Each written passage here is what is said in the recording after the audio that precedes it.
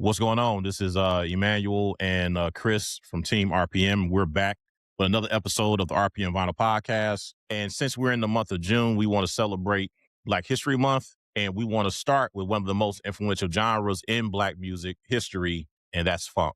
Now, when people think about funk, they usually think about the groove, the bass lines, and the music that makes you move. But funk is much more than that. Funk helps shape hip hop, R&B, house music, jazz, and even pop.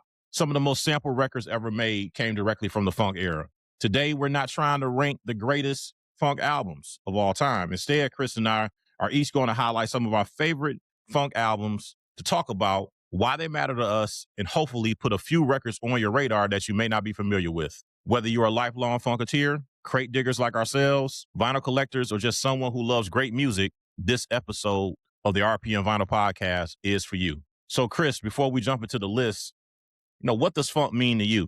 Funk to me means just music that is deeply rooted in soul, of course, R&B, and just it's all about the instrumentation, right? And so, the funkiness of it, the upbeatness of it just really makes you move, but it's also incorporating rock elements into it, of course. So, you think about your rock and roll groups that inspired the sound of funk and an artist of that nature. And so that's what funk means to me is just, music that is deeply rooted in soul, rock, R&B, even gospel, right? There's even, you can get elements from that in it. And so it was just a mix of many different genres that incorporated this sound. And so that's the reason why funk is one of my favorite genres, and there's so many groups that we love that we want to talk about today. Well, Chris, the people know that you are Ohio native and, the Ohio, Dayton, Cincinnati area was a hotbed for funk.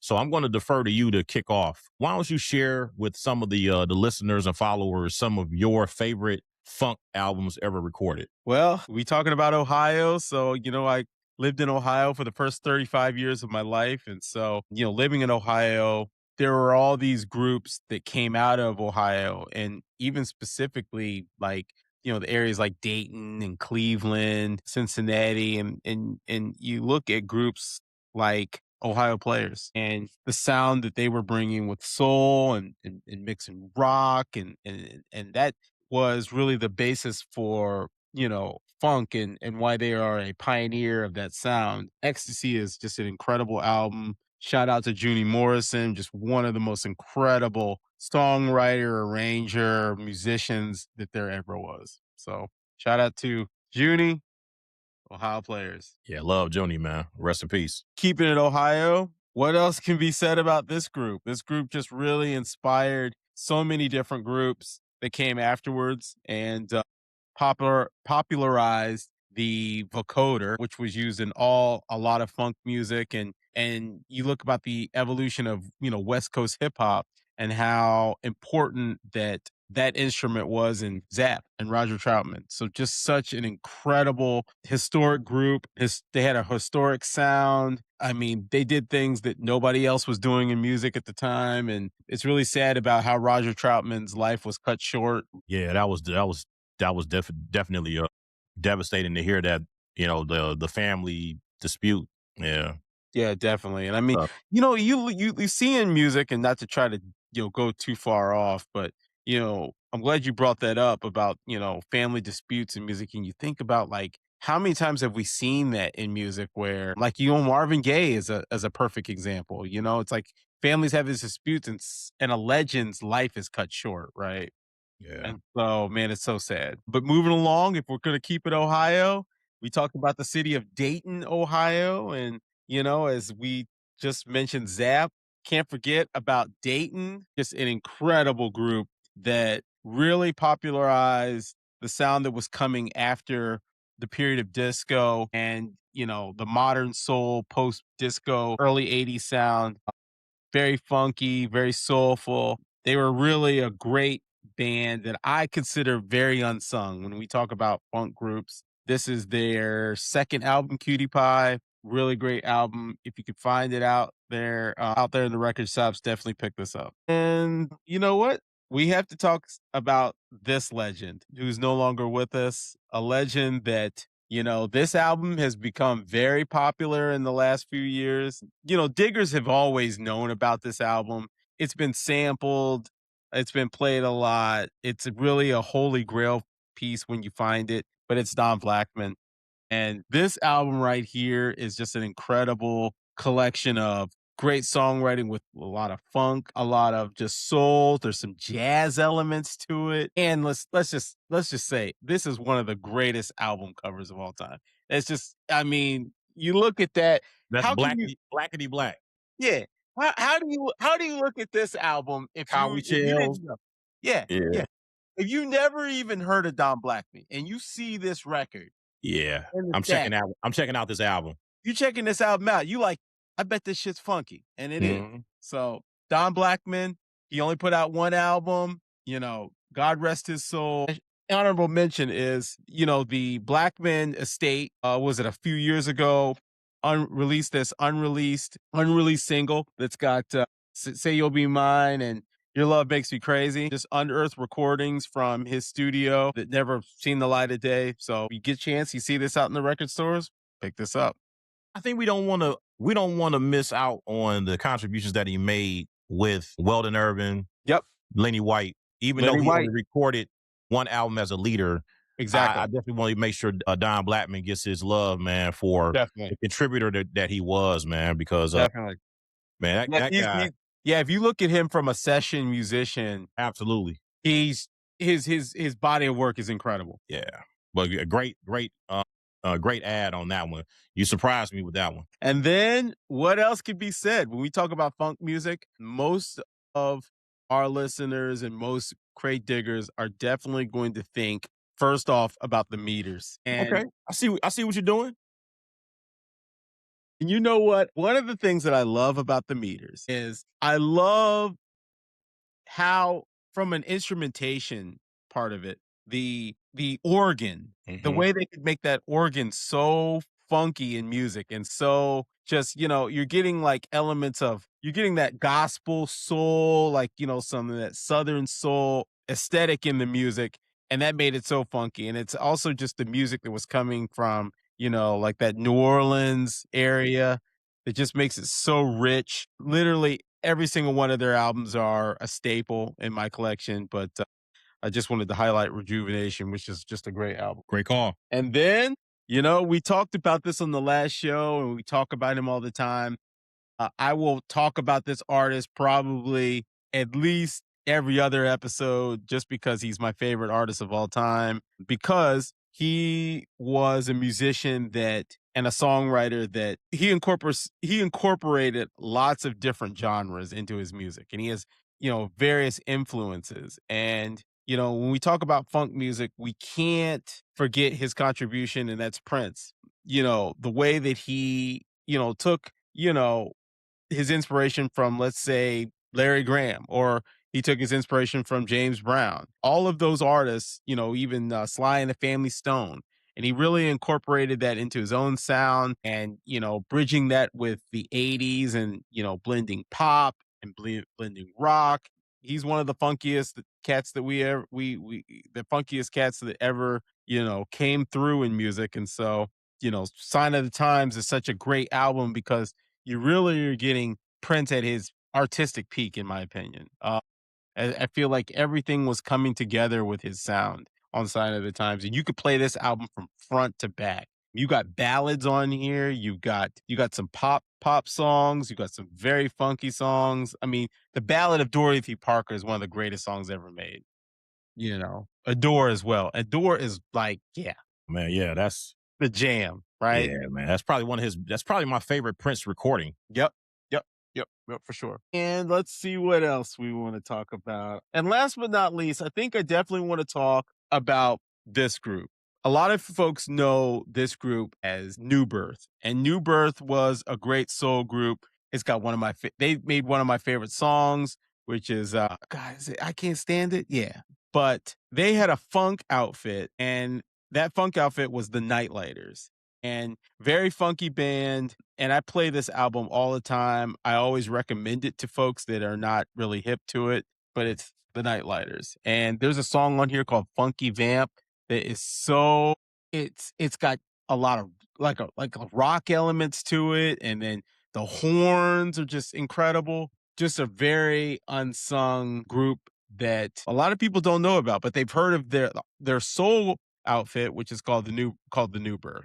But yeah, you see any Nightlighter albums, definitely go get those. Yeah, you put me up on that one because I was familiar with New Birth, wasn't familiar with the Nightlighters, so I look Mhm. forward to giving that a listen. Definitely, definitely. And then the last album I want to talk about, because right now we know that the documentary by Questlove has finally been released, and we've been hearing about this documentary for I'd say the least 5 years that we know that Questlove was actually putting it together. This is by far my favorite group of all time. It's Earth, Wind and Fire. And so one of the things that I've always loved and respected about Earth, Wind and Fire is I felt like they were a trendsetter in their sound, in the way that they blended so many different genres of music, but also it's the spirituality piece that they brought to the music. Everything from the artwork to the costumes that they would wear, to just the overall message that they tried to portray, a message of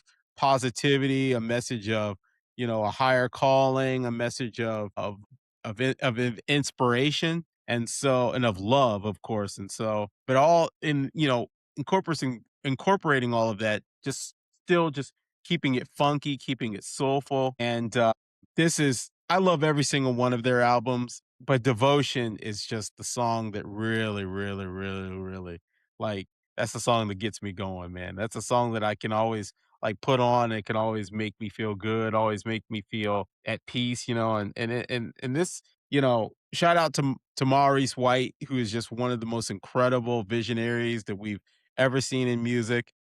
He was ahead of his time. So shout out to Earth, Wind and Fire. Yeah, man, nothing like the Elements. What you got on your list? Again, let me preface by saying I'm not saying that these are the greatest recordings of all times. This is the opinion of myself and my podcast partner. So don't hit us up on social media saying y'all didn't put this in the list. Definitely. These are some of our favorites, and we're not saying they're the best. Definitely. But I'm of the opinion that you can't start talking about funk without talking about the godfather of soul, who is, Yes. in my opinion, the architect of the offspring of soul music, which we consider funk. And that is the godfather of soul, Mr. James Brown. So Yeah. as I'm wearing my Christian McBride hat, he is I would just say a disciple of James Brown. But this is Ain't It Funky.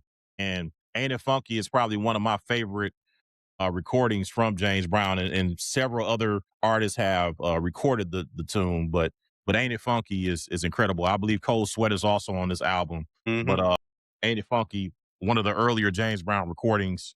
I think it's required listening for anyone who likes soul music or even funk. But the Godfather of Soul, Mr. James Brown, definitely one of the architects of funk, and I can't have this conversation about this genre without starting with Mr. Brown. Definitely. Hardest working man in show business. Hardest working man in show business. Now, one of the early contributors to funk, and I think that he is probably a little bit unheralded, Sylvester Stone, otherwise known as Sly Stone. I think that he should be commended for his vision and advocacy for diversity and inclusion. His outfit included people that were white, women. He was way ahead of his time. Obviously, James Brown is coming from Augusta, Georgia. Sly Stone is coming from California, the Bay Area. So it's a different sound. But I think he was a visionary. There was also a message in his music. But the album, There's a Riot Going On, which I featured, is obviously an album that has that expression.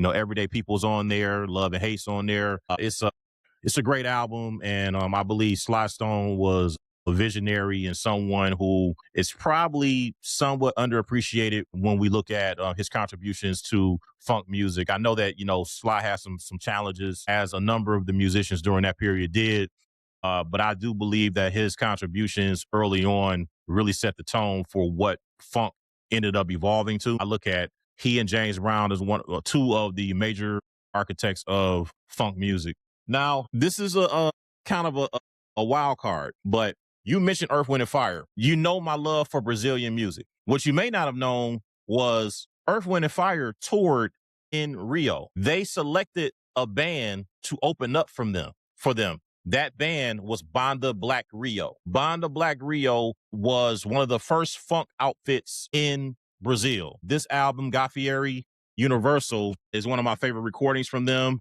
They had probably about a good 5 to 7 year run from the mid 70s to the early 80s. I think they recorded 3 or 4 albums. I have them all. But Banda Black Rio, if you're not up on it, this was a group that was influenced by the likes of Earth, Wind, and Fire, and another group that I'm going to feature next, Kool in the Gang. So for those who may not be hip, Banda Black Rio, Brazilian funk, hard to find. You can probably stream it pretty easily, but to find this album, it's going to cost you a lot of money and it's going to be hard to find. But Banda Black Rio, Gaffiera, Universal, great album. Global funk. Nice. We talked about influence, and one of the major groups that influenced Banda Black Rio is Kool in the Gang. Kool in the Gang, you may be familiar with Kool in the Gang with some of the more popular stuff in the 80s. And I liked some of that too. But the music in the early 70s, or I would just say this whole 70s decade, maybe to the early 80s, this was a hitting funk band, some vocals, but I mean, a powerful funk band, horn sections, tight drums, bass lines out of New Jersey. So we had Oakland, California, Augusta, Georgia, Brazil, and then now we got the East Coast funk coming from New Jersey. But Kool in the Gang, required listening, an essential group that helped develop funk as a genre. So Kool in the Gang, the name of the album is Wild and Peaceful. I think Jungle Boogie's on here. The actual Wild and Peaceful is an instrumental. It's a beautiful, beautiful funk tune. But if you don't have Kool in the Gang, Wild and Peaceful, it's definitely an album that is worth listening to. And I think that if you are someone who appreciates funk music, Kool in the Gang is required listening. Definitely. And one of the most important bands, you talked about Earth, Wind, and Fire, but if we're talking about bands, Kool in the Gang, Earth, Wind, and Fire, they're probably neck and neck for me. Another group that's coming from the West Coast is War. And I'm not certain how familiar you are with War, but All Day Music, great album, has one of my favorite tunes, Slipping in the Darkness, on here. But War is a long-standing group. Some of the original members have passed on, but War still tours currently. So if you dig funk music, I think that War, the whole Bay Area was really like a hotbed during that time with a lot of great music coming out. And I think that what I wanted to do was be inclusive with some of the albums that I wanted to highlight with different regions and even, obviously globally with including Brazil. But, funk, you talked about the music coming from Dayton, Ohio. We've showcased music from the Bay Area, music from, James Brown coming from down south, Kool in the Gang coming from the East Coast in New Jersey. Now, here's a group that, coming from an area that's not known for funk. These guys, Pleasure, they're from Portland, Oregon. So we're talking about the Pacific Northwest. And this funk theme was growing, getting all over the country. But Pleasure has an album called Joyous. And this is an album that has been sampled numerous times in hip hop music for different drum breaks. But I'll tell you, the song for me is an instrumental with some vocals. It's called Sassafras Girl. Oh my God. Yeah. Man, that's the horn section on there, man, there's an extended saxophone solo on Sassafras Girl. Incredible. But Pleasure has a bassist. His name is Nathaniel Phillips. This dude is incredible. And if you are a bass connoisseur, you need to listen to Nathaniel Phillips from Pleasure. This dude is incredible. I think the signature song that features his bass playing is called Glide. Bass line, and Joyous is also has a great bass line too. Yeah. If you remember, that's my jam right there. If you remember House Party, when they're freestyling at the party, there's that break beat, that loop. That's Joyous. That's Joyous from Pleasure. So, again, I'm not trying to nerd out, but check out Pleasure and check out Joyous. And they have a number of other albums, but I think Joyous is a good place to start with Pleasure. And that's funk coming from Portland, Oregon. So great music, and definitely want to highlight the different regions of where this music is coming from. In the spirit of inclusion, definitely want to highlight the Queen of Funk, Miss Yeah. Shaka Khan. You can't have the Godfather of Soul and then not have the Queen of Funk. So Rufus, this was released in 1975, and this features Shaka Khan. I believe Sweet Thing is on here. Fool's Paradise is on this album. So again, a Chicago-based group. You should know about Shaka Khan. I'm sure, I don't want to assume you don't. You may be familiar with her solo work, but before she had a very successful solo career, she was the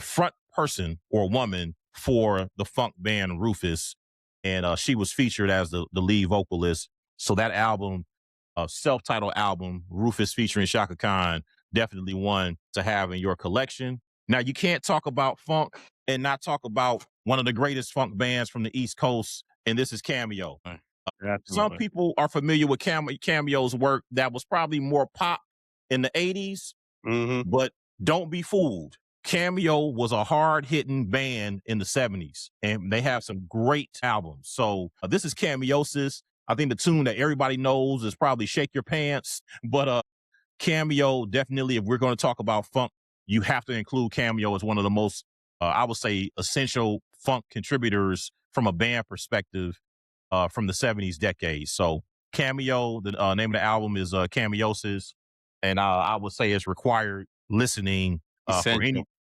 for anyone who's trying to get into funk. Check out Cameo. Definitely.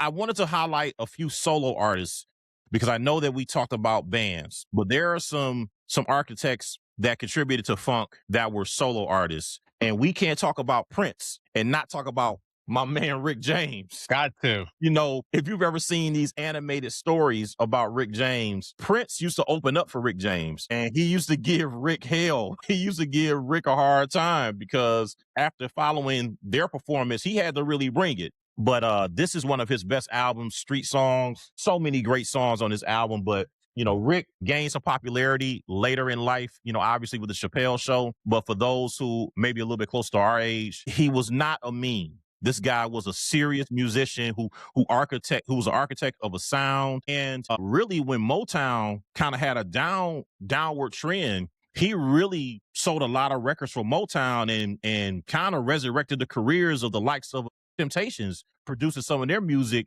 toward the late 70s and early 80s. So Rick James, man, he had a hell of a run toward the late 70s, early 80s. And, Rick had some challenges, like a number of artists. And I think that a lot of people that are maybe close to our age group associate Rick James with the Dave Chappelle show. But for those who are familiar with his music, hey man, this dude was a hell of not just a artist, but a producer. He put on Tina Marie. So, hey man, Rick James is definitely in the conversation. I wanted to make sure that he was included. Yeah, I like know. when we talk about Rick James, like I think people sometimes forget about or forget to acknowledge that, like you said, Tina Marie, he helped, usher her into the scene, wrote all those great songs for her, and that's almost like Prince. You think about these artists that not only were they great, the songwriters in their own right, but think about how many careers that they helped launch. So shout Absolutely. out to Rick James. Hey man, standing on the top. He brought the Temptations a career back. You talked about a few groups from Ohio, and I didn't want to steal your thunder because I know that's your neck of the woods. But man, Yes. how did you not mention Slave, man? Well, I knew you was gonna bring it up, so Okay, I yeah. figured I I was mean, going to. I love Steve Arrington, Shout out man, to and Steve Arrington, man. Oh yeah, my and I god. want to shout out Slave. I think Just a Touch of Love, that bass line. Yes. My God, man, bass line on It's like that bass line and his Whoop. vocal, man. He's just Yeah, all he's those one of lush the most ad libs. unsung vocalists. Yep, Yeah. and the bridge on that song, a Mhm. lot of times, like the music that we have now, we don't even have the bridge anymore in the songs, but the No, bridge on this song, the no. bass line, the vamp as they wrap up the song with the Mhm. ad libs, man, that's like a perfect song, man. I It I is. didn't like Keith Sweat's attempt to recreate that one. No. No shade to Keith Sweat, man, but that's a funk classic. Sometimes you just got to leave stuff alone. But Steve Arrington, man, killed on that song, and I wanted to make sure that Slave We did not forget about Slave. We talked about a number of groups from the Dayton, Ohio area, but I wanted to make sure Slave got in there. And then my last song that I think someone who is extremely unsung kind of came in at a point where, we were pivoting away from disco and kind of music with, it was kind of all over the place. But I'm gonna shout out my man Bernard Wright, man. I think Bernard Wright was ahead of his time. Mhm. And I think that history would support that hypothesis that he was ahead of his time. Mhm. But Bernard Wright's sound, you hear it to this day. I think that, I like the fact that when Roy Hargrove had the RH Factor, he reached out to Bernard Wright to contribute. Mhm. But this song here, if you don't have Nard, Yeah. I mean, this is Jamaica Queens funk. Like, this is essential. And the people that he had on this album, I mean, he has a young Marcus Miller on this album. This Mhm. is pre working with David Sanborn and Luther Vandross. He has Bobby Broom on this album, guitarist. I mean, this guy here, man. I really hate that things didn't work out the way I felt like they should have for him. Mhm. But I believe that Bernard Wright is one of the most important contributors into that early '80s sound. But just the music was all over the place during that time, man. Yeah. So I just don't know if he actually had. I think he went from funk to try to like make money to do pop, and Mhm. it just the music changed. It just didn't work for him. But Bernard Wright, and I want to say he might have been like 19 years old when he recorded that album. Yeah, he was I mean, this very dude was, young. man, ahead of his time. Yep, I agree. So those are some of my favorite funk albums. And I also want to note that funk is alive. There are still some groups and artists that are still delivering funk music. Definitely. I don't know. Have you been checking out any funk bands? I have a couple of albums of some current, contributors to what I believe is funk music. And I tend to go to concerts to check out some of these funk bands. It's just some of the best music as far as live performance, some of the best music you could ever go to check out a concert. Definitely, definitely. There's still groups that's still doing it. There's still artists that are still, still pushing that sound and elevating it. So that's definitely, yeah, that's definitely true. Yeah, so here, I mean, a couple of groups that I check out currently. Here's a group, Lettuce, as in Let Us. It is a take on the term Let Us, but they're a Boston, Massachusetts based funk band, and these guys are incredible. I've seen them perform live at several festivals. They've been to Detroit, but the guy that's on this that's a part of this group is a organist and vocalist. His name is Nigel Hall. He is incredible. But Lettuce, man, one of my favorite current bands that's recording music right now. Another band who are part of the Snarky Puppy outfit. This is a band called Ghost Note. Ghost Note features Robert Seawright. He goes by Sput. He is the drummer and the leader of Ghost Note. And they've had several, I guess, additional members that are a part of this outfit. But one of the most recent acquisitions in this group is the bassist Mono Neon. And I don't know if you've seen his stuff on social media. Yeah. He's from Memphis. Hmm. Man, Mono Neon is incredible, Yeah, incredible yeah. bass player. Yes. And finally, Butcher Brown. Butcher Brown. Butcher Brown is the Richmond, Virginia collective. I think I talked about them on a few episodes of the pod, Hmm. but they are really keeping funk alive. They're from Richmond, Virginia, and they include a lot of different elements of music in what they do. But at the brunt of it, I think they're a funk band, Yeah.